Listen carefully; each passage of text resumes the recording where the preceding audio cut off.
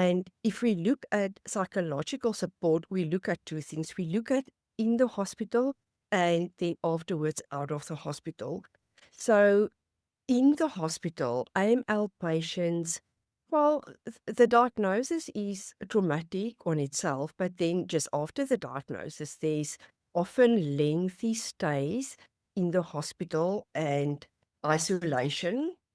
So while in hospital dealing with these challenges and these changes and all the uncertainties, especially of the side effects of chemotherapy or waiting for a bone marrow transplant, the psychological support comes from your hematology team.